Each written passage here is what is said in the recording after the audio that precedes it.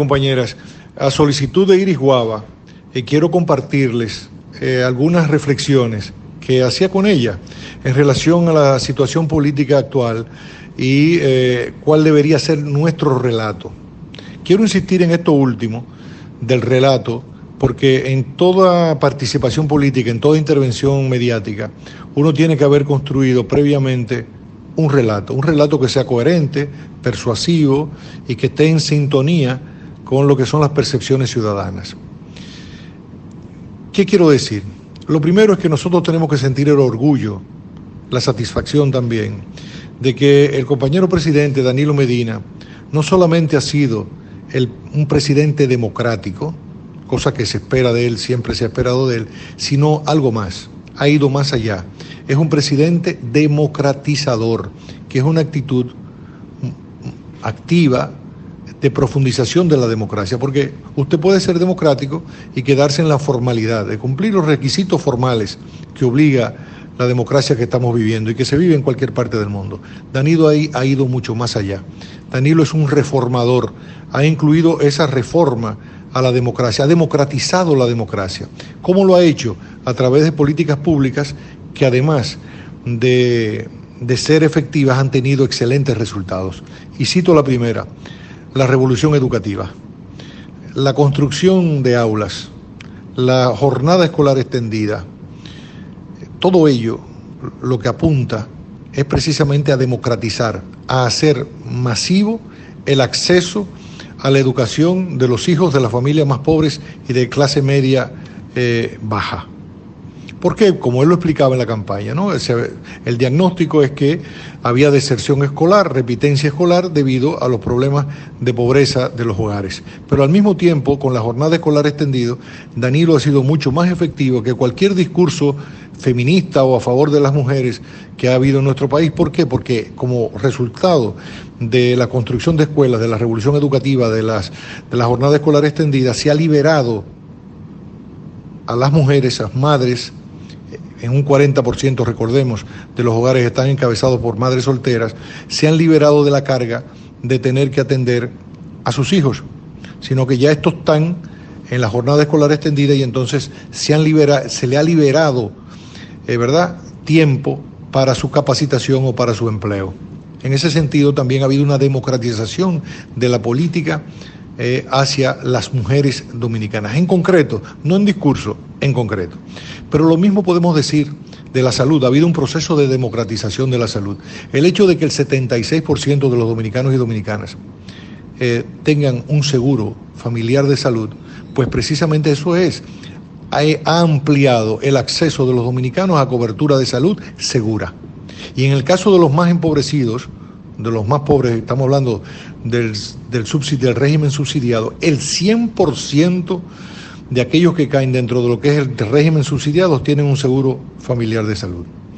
La renovación, el remozamiento de los hospitales también forma parte de esa política de la democratización de la salud, porque ahora hay una verdadera atención con dignidad. Hay una revalorización del ciudadano y de la ciudadana de la República Dominicana cuando asiste a los hospitales. ¿Por qué? Bueno, porque la atención es una atención que está basada en la humanización del trato, de la relación. Tenemos habitaciones con 1 o 2 camas, aire acondicionado, con los gases médicos instalados ahí mismo en la pared. Es decir, ha habido todo un proceso en el caso de la salud que apunta a la dignificación. Y hablemos de la eliminación del copago, hablemos también de lo que ha significado Promese, el ahorro, la centralización de las compras de las medicinas en Promese para facilitarlas al Sistema Nacional de Salud, pues ha significado un ahorro extraordinario para el Estado, que ha podido invertirse también en políticas efectivas hacia el área de salud. Podría mencionar muchas más y no quiero cansarles porque todas ellas ustedes las conocen. Lo que quiero es insistir en que ha habido una política transversal de democratización de parte de Danilo Medina.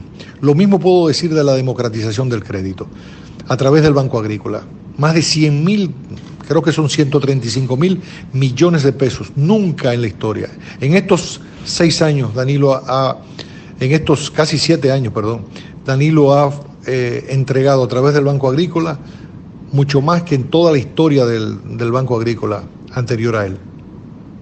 Lo mismo podemos decir de Banca Solidaria, también de las visitas sorpresas. En fin, ha habido un proceso de democratización del crédito para que cada vez más dominicanos y dominicanas puedan acceder al crédito, pero también a tasas en las que los ciudadanos no estén penalizados, que tengan que hacer transferencias de sus recursos, de sus ganancias hacia las instituciones financieras. ¿Por qué? Porque las tasas oscilan bajaron de 16, 24 a 8% y hasta 5%. En el caso de la leche, creo que hasta 10%.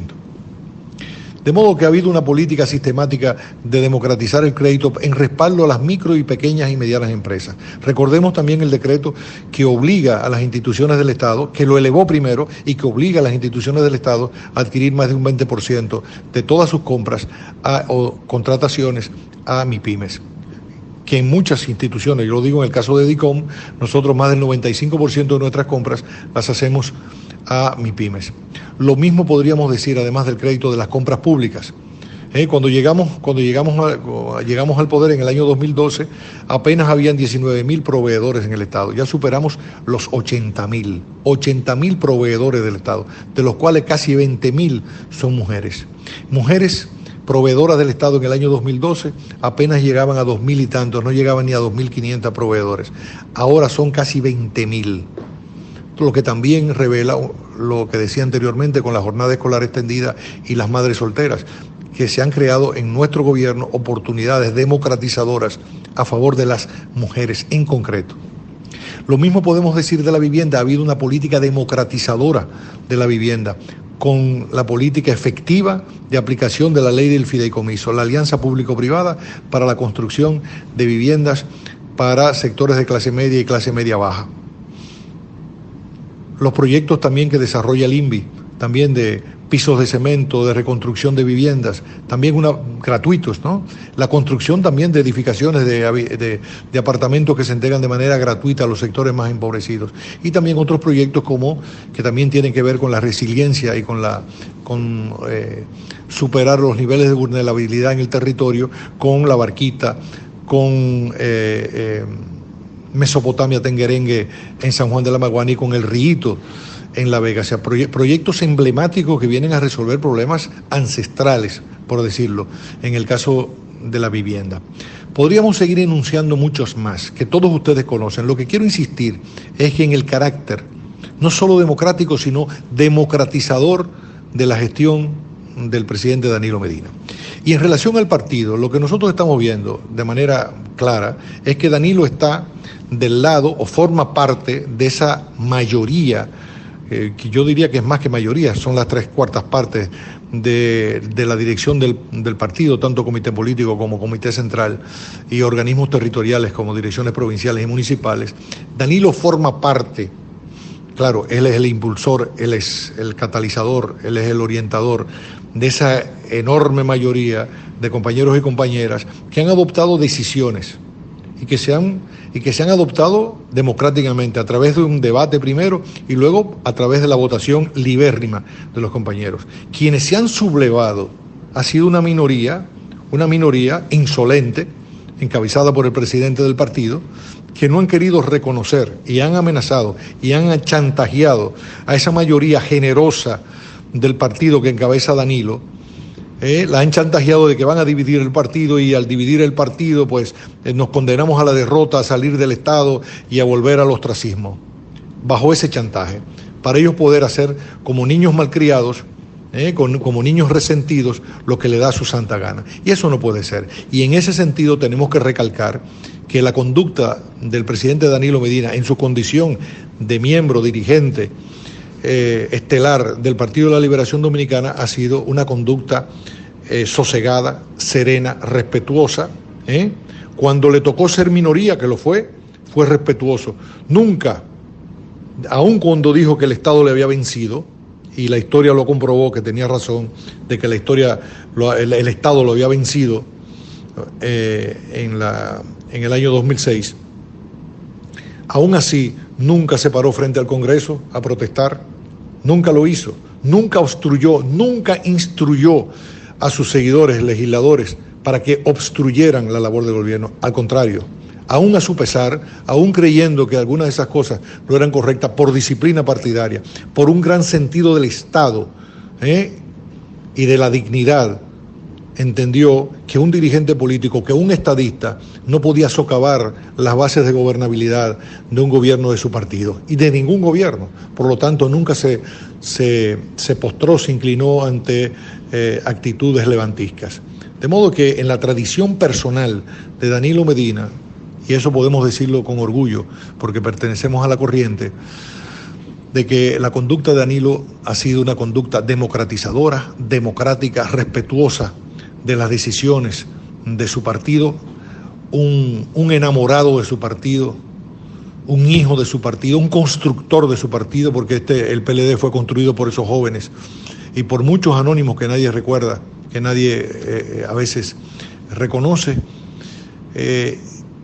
Y sin embargo, estos señores que lo acusan de tener actitudes despóticas o dictatoriales son los que están asumiendo en la práctica, a través de la insolencia, del levantamiento, de la protesta, conductas verdaderamente dictatoriales. Pobre de este país, pobre de nuestro país, pobre de nuestro partido, si esa minoría se convierte en mayoría y si esa minoría regresa al Estado y regresa a la jefatura del gobierno y del Estado. Pobre de nuestro país y pobre de los compañeros y compañeras del Partido de la Liberación Dominicana.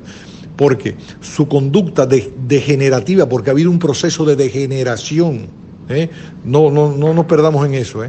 Esos compañeros que conocimos hace 40 años, hace 30, muchos de ellos se han degenerado y han llegado a las actitudes que hoy conocemos. Tú dices, bueno, pero ¿cómo es posible que Leonel tenga esta actitud? Sí, es posible, ahí está.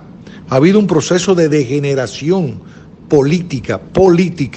Mientras Danilo, podemos decir que ha ido creciendo, se ha ido fortaleciendo, su condición de estadista ha crecido con los años y es hoy mejor que en el 96, mejor que en el 2000, mejor que en el 2006. Eso lo podemos decir con toda seguridad. En el caso de Leonel ha habido un proceso inverso, como esas enfermedades degenerativas que nadie las puede parar. Pues eso es lo que ha pasado. Y ha contagiado a todo ese grupo que le acompaña, y entonces, bueno, pues ya no son esos compañeros que conocimos hace 40, 30 años, sino que son otros. Ese que conocimos hace 40 ya murió, ya dejó de existir.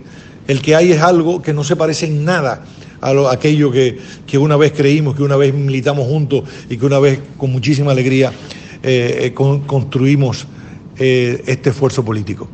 De modo pues que, compañeros, yo pienso que yo saludo la iniciativa de ustedes que me ha comunicado Iris Guava. Estamos en la mejor disposición de colaborar con ustedes, de ayudarles en todo el esfuerzo que ustedes están haciendo, pero no quería, como lo había hecho ya con